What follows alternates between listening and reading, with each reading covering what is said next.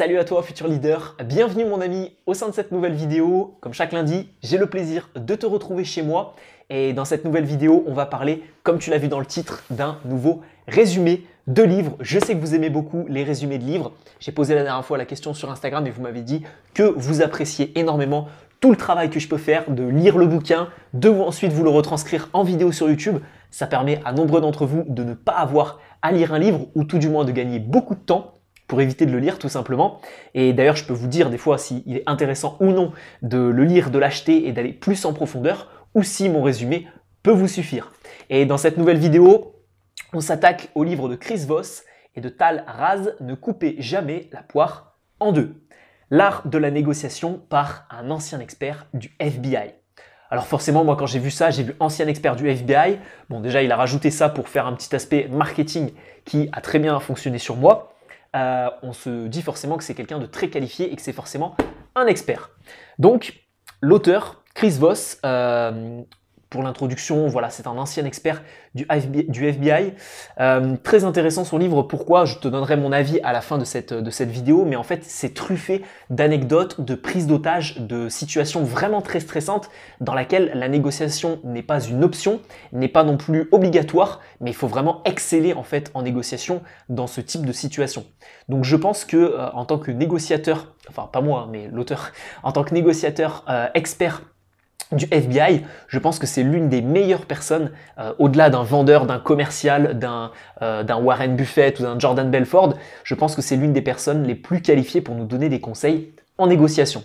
Donc on est parti dans cette vidéo, à chaque fois, 4 points essentiels de ce livre, Ne coupez jamais la poire en deux. Je ne sais pas si je peux te le mettre, je vois un petit peu le retour caméra.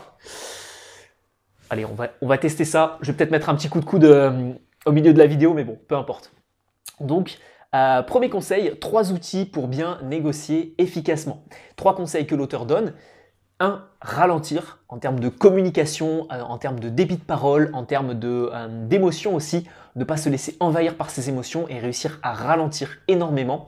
C'est l'un des meilleurs conseils que l'auteur peut donner pour réussir à bien négocier. Deuxième conseil, c'est justement, ça découle de ça, c'est canaliser énormément ses émotions, que ce soit par son langage non verbal, ne pas laisser transparaître des émotions à son interlocuteur, ou tout simplement ne pas se laisser emporter par la colère, ne pas se laisser emporter par la tristesse, par la honte, la surprise, etc. Toutes ces émotions-là, quand on est en négociation, c'est très intéressant de les faire ressortir et de les faire surgir chez son interlocuteur, mais justement, si toi tu négocies, il va falloir que tu les canalises au maximum.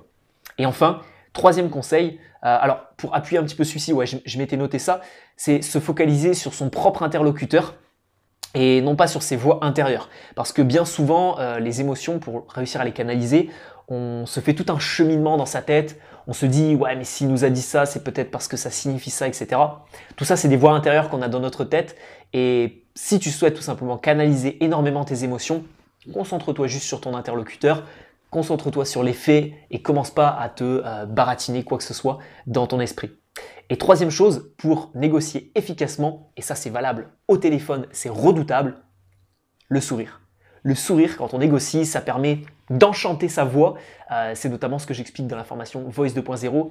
C'est qu'un sourire, ça permet automatiquement d'avoir une voix qui est beaucoup plus joyeuse, d'avoir une voix qui est beaucoup plus mélodieuse. Quand on a, pour les hommes qui ont une voix très très grave, et qui parlent vraiment avec le ventre ou qui ont une voix avec des cordes vocales qui leur permet d'avoir une voix très très grave, le fait juste de sourire, ça va leur permettre d'avoir une voix qui est beaucoup plus attrayante, beaucoup plus mélodieuse et ça permet de créer un meilleur contact relationnel en négociation. Donc 3 conseils, 3 outils pour commencer cette vidéo. 1. Ralentir. 2. Gérer ses émotions et 3. Sourire pour mieux communiquer.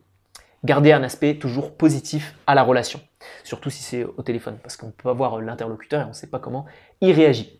Deuxième conseil de l'auteur et deuxième chose que j'ai fortement apprécié dans ce livre, c'est développer sa capacité, je dirais, d'empathie, mais on va voir, parce que ça je l'ai déjà dit dans beaucoup de vidéos sur YouTube sur tout ça. L'auteur nous explique une petite anecdote et j'ai envie de te la donner mon ami, c'est que en fait il était, je crois que c'est lui-même qui explique cette anecdote, il était à la gare, pas à la gare, il prenait l'avion, attendez, ouais, il prenait l'avion. Il prend l'avion en fait et au moment où il va pour prendre l'avion, il y a quelqu'un qui est juste en face de lui, un petit vieux, qui demande à l'hôtesse et qui dit voilà, est-ce qu'il vous reste un billet, etc. Et il commence à s'énerver contre l'hôtesse Et donc la personne lui dit, bah non, la réceptionniste lui dit non, j'ai plus de place pour ce vol, monsieur, donc vous allez devoir prendre le prochain. Et donc lui, il s'énerve, cas typique d'une personne pas contente parce qu'on lui a dit non, donc il commence à s'énerver, etc. Et donc l'auteur, Chris Voss, il était derrière. Et donc le petit vieux, il s'énerve, oui, c'est intolérable, etc. Bon, on connaît tous la chanson. Et puis finalement, il finit par pas prendre l'avion et il finit par prendre le suivant. Et donc Chris Voss, qu'est-ce qu'il fait? L'auteur, il arrive derrière ça, donc là la personne concrètement, son interlocuteur, la réceptionniste, elle est très en colère, elle est totalement remontée par l'interaction, la vive interaction qu'elle a eue avec la personne précédente. Et Chris Voss va tout simplement décupler son empathie et miser beaucoup sur la peur qu'a la personne en face de soi, donc ressentir la peur qu'a la personne en face de soi. Donc là, la réceptionniste, bah, elle était en colère, elle était frustrée, elle était énervée parce que la personne, elle lui avait crié dessus, etc. Et donc Chris Voss, ce qu'il va faire, c'est qu'il va miser sur l'empathie, il va dire vous en avez souvent des personnes aussi râleuses comme ça, des personnes qui sont tout le temps en train de râler, de vous crier dessus. Et en fait, il va même pas demander un billet d'avion, il va juste continuer la conversation là-dessus. Et il va appuyer sur la peur. Et puis, au fur et à mesure de la conversation, qui va commencer à faire un petit peu d'humour, etc., eh bien, l'hôtesse d'accueil va lui dire bah, qu'est-ce que vous voulez, monsieur? Pourquoi vous venez me parler? Et là, il mise encore sur l'émotionnel. Il dit bah écoutez, moi je dois aller rejoindre mes enfants à Manhattan, je crois, ou à Boston. Donc du coup, je voulais prendre un billet d'avion depuis Chicago. Mais bon, j'ai cru entendre que vous aviez plus de place, donc bon, tant pis. Et qu'est-ce qui va se passer? En faisant preuve d'empathie, en ayant canalisé les émotions de son interlocuteur et en ayant appuyé sur ses peurs, eh bien tout simplement, la dame lui va lui dire bah, attendez, je vais quand même regarder s'il reste pas une place. Ah bah c'est vrai qu'il nous reste encore une place, bon bah tenez. Et puis du coup, il a pu avoir un billet d'avion. Donc voilà un petit peu un exemple concret de l'empathie et de ce que ça peut permettre de faire lorsque tout simplement on s'intéresse réellement à son interlocuteur et qu'on appuie peut-être un petit peu sur les différentes peurs que peut avoir son interlocuteur. Troisième conseil de l'auteur et du livre Ne coupez jamais la poire en deux, ça va être tout simplement de ne pas chercher le oui en négociation, mais de chercher le c'est vrai. Pourquoi? Parce que le c'est vrai résulte d'une démarche psychologique bien plus intéressante que le oui. Et ça m'a totalement retourné le cerveau parce que j'ai pas forcément fait d'études dans la vente, mais ce qu'on m'a toujours enseigné, c'est que tout simplement, il faut multiplier les oui et utiliser les oui à répétition dans la bouche de son interlocuteur quand on négocie avec lui pour réussir à le convaincre. On va lui dire est-ce que vous êtes d'accord avec ça? Lui va nous dire oui. Est-ce que vous êtes d'accord avec ceci, cela? Est-ce que vous comprenez la démarche? Oui, oui, oui, oui, oui. Et à force d'accumuler les oui, normalement, il va être beaucoup plus à même d'accepter notre proposition finale. Sauf qu'en fait, l'auteur remet totalement en cause ce principe-là, et ça m'a retourné totalement le cerveau, parce que c'est vrai que la plupart des oui qu'on va dire en négociation, ce sont des oui automatiques. C'est-à-dire qu'en fait, on va dire oui à quelqu'un, mais de manière machinale. On ne va pas forcément s'intéresser réellement à ce qu'il vient de nous dire, alors que le c'est vrai résulte plus d'une conséquence et d'un travail psychologique qu'on a fait. Quand on dit à quelqu'un c'est vrai, ça veut dire que tout simplement on est d'accord avec lui. Mais on n'utilise pas un principe mécanique, machinal et automatique qui est le fameux oui qu'on va tous dire un petit peu à tort et à travers, et les gens qui n'ont pas forcément de parole, eh bien peuvent dire oui un petit peu à tout et ensuite revenir sur leur parole. Donc plus aller chercher le c'est vrai dans la bouche de son interlocuteur quand on négocie avec lui, plutôt que le oui à répétition. Et enfin, quatrième et dernier conseil, forcément, tu t'attendais à ça mon ami, le livre s'appelle Ne coupez jamais la poire en deux. Qu'est-ce que ça signifie concrètement? Ça signifie éviter de faire des compromis en négociation. Pourquoi c'est mauvais et pourquoi l'auteur a une vision très néfaste des compromis? Tout simplement parce que pour lui, les compromis vont faire perdre finalement les deux parties. Quand on arrive, qu'on a une proposition à donner à quelqu'un et qu'on fait des compromis, qu'on sacrifie une certaine partie de sa proposition, eh bien non seulement notre interlocuteur n'aura pas totalement gagné, mais nous non plus, on n'aura pas forcément le sentiment d'avoir totalement gagné. Donc un compromis, finalement, ça n'arrange aucun des deux parties à 100%. Et c'est justement le but d'un compromis et l'essence même de la définition du compromis. Et pour ça, l'auteur nous invite réellement à rester focalisé sur notre objectif numéro 1 en négociation et d'utiliser certaines questions plutôt que d'autres. Ne surtout pas tomber dans le piège du pourquoi. En négociation, quand tu vas dire pourquoi mon offre ne t'intéresse pas, pourquoi tu ne souhaites pas travailler avec moi, pourquoi vous ne voulez pas me recruter en entretien d'embauche, pourquoi ceci, pourquoi cela, c'est la pire chose et le pire mot que tu peux utiliser en négociation. Pourquoi justement? Parce que tout simplement, le pourquoi incite ton interlocuteur à répondre et à argumenter sa réponse. Et quand il va argumenter sa réponse, la plupart du temps, quand on argumente une réponse, on va se braquer. C'est-à-dire qu'on va essayer, on va rentrer dans une sorte de duel, non plus de négociation, mais réellement de duel argumentaire, argumentatif, dans lequel en fait on va attaquer son interlocuteur et lui va nous poser des questions, mais pourquoi ça ne t'intéresse pas? Bah parce que ceci, cela, et non, ça m'intéresse pas non plus. Et au final, on va vraiment rentrer dans un duel et dans quelque chose qui est assez mauvais. Par contre, les questions qui sont intéressantes à poser, ce sont les questions qui commencent par comment faire? Comment est-ce que je peux faire pour vous offrir le meilleur service possible pour la réalisation de ceci, cela? Donc, comment faire? Comment je peux? Quoi?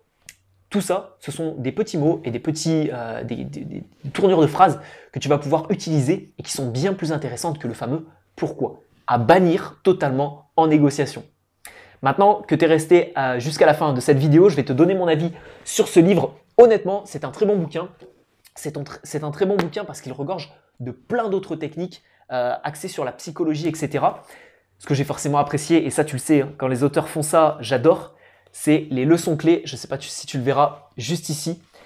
Les leçons clés à la fin d'un chapitre, c'est un régal parce que quand on veut relire le livre, on a juste à aller voir dans les leçons clés ou même quand on le lit pour une première fois, ça permet de le lire beaucoup plus rapidement. Donc honnêtement, un livre qui est très bien écrit, énormément de conseils à l'intérieur et comme je te l'ai dit, beaucoup d'exemples. Je suis très friand de petites anecdotes comme ça.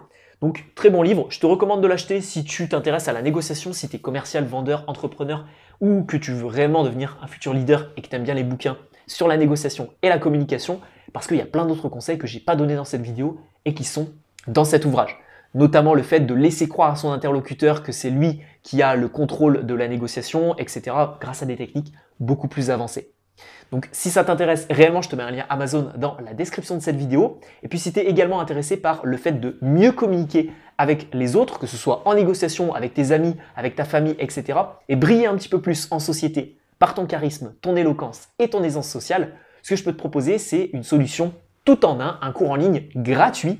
C'est 5 vidéos offertes, un cours en ligne avec un espace membre qui te permettra d'améliorer ton aisance sociale et ton intelligence relationnelle petit à petit. Si ce cours en ligne gratuit t'intéresse, tu auras une miniature qui apparaîtra juste ici à la fin de cette vidéo ou même dans la description, il y aura forcément un lien.